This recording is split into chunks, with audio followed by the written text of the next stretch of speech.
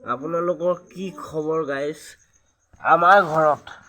আমাৰ ঘৰত এনেকুৱা চুক ভেকুলী থাকে। চাওক, এটা আমাৰ ঘৰৰ চেণ্টাৰ হয়।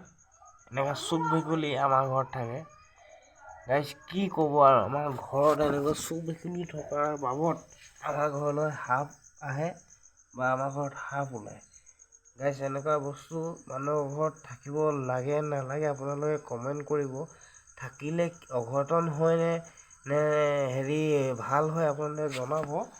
চাব পাৰে গাইজ, আমাৰ ঘৰত এনেকুৱা বস্তু থাকে। এইটো এটা ভেকুলী, এইটো কি বুলি কয় নাজানো, আমাৰ ইয়াত কয় চুক ভেকুলী বুলি। চাব পাৰে গাইজ, এনেকুৱা বস্তু মানুহৰ ঘৰত থাকিলে মানুহৰ ঘৰৰ ভাল দিন আহেনে বা বেয়া দিন আহে আপোনালোকে কমেণ্ট কৰি জনাব গাইজ।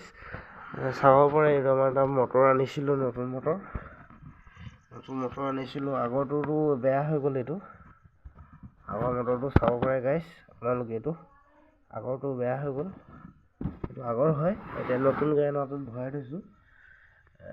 কিন্তু আপোনালোকে এই চুক ভেকুলী বুলি কয়, আপোনালোকে জনাব। চুক ভেকুলী যদি মানুহৰ ঘৰত থাকিলে মানুহৰ ঘৰত ভাল দিন আহে নে বেয়া দিন আহে নে অঘটন ঘটে নে হয়, আপোনালোকে জনাব চুক ভেকুলী থাকিলে।